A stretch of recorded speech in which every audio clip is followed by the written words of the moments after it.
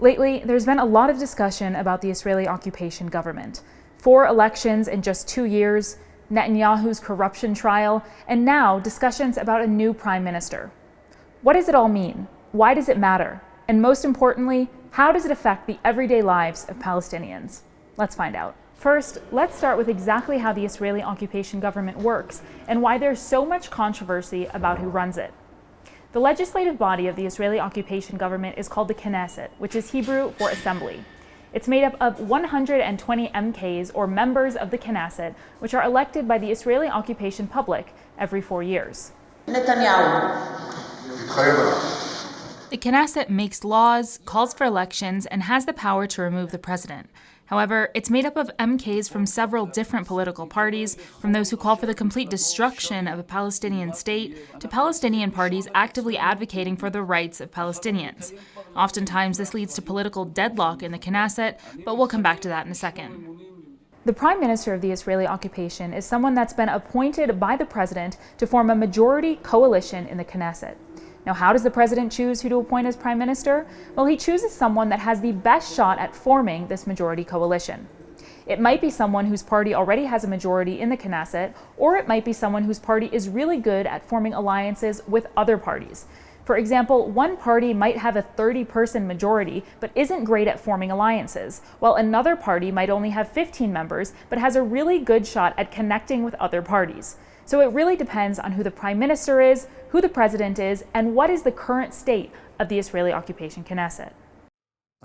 Now, the current PM of the Israeli occupation, Benjamin Netanyahu, who has been the PM for the last 12 years, has had a lot of trouble forming that majority coalition in recent years, forcing MKs to dissolve the Knesset and call for new elections. But the Israeli occupation public has kept voting for Netanyahu's Likud party, and the problem has repeated itself.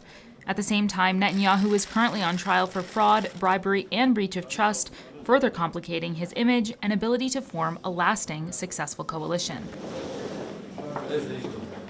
Following the elections in March, Netanyahu was unable to form a coalition in the allowed time frame, and President Reuven Rivlin gave the task to MK opposition leader Yair Lapid, who on Wednesday announced that he not only formed a successful coalition, but formed a historic coalition consisting of MKs across the political spectrum, including, for the first time, an Arab party led by Mansour Abbas. It's a precarious coalition, not only because it barely secures a majority, but also because there is effectively nothing that the coalition agrees on, except for the fact that Netanyahu needs to go.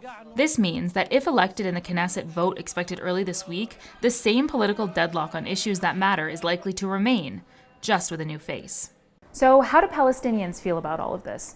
Well, not particularly different than they did under a Netanyahu government.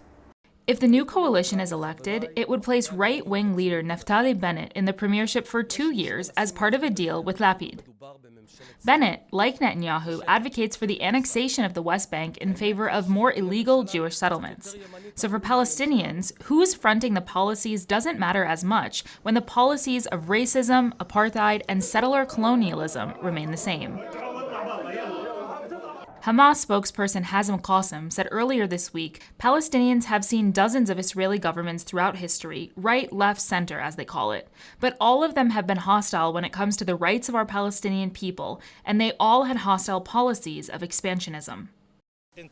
Other Palestinians have been more direct in their criticisms of Palestinian parties being involved in the coalition at all, saying that any demands of Palestinians will not be honored, and that such involvement from Palestinians detracts from the real systemic issues. As complicated as what's happening in the Israeli occupation Knesset sounds, the reality is that the majority of this is likely just smoke and mirrors. Arab involvement in the Israeli occupation Knesset is not likely to lead to any sort of palpable change, and Palestinians in the West Bank and Gaza, who have absolutely no say in any of this, are likely to be left just as vulnerable under a Naftali government as they were under Netanyahu.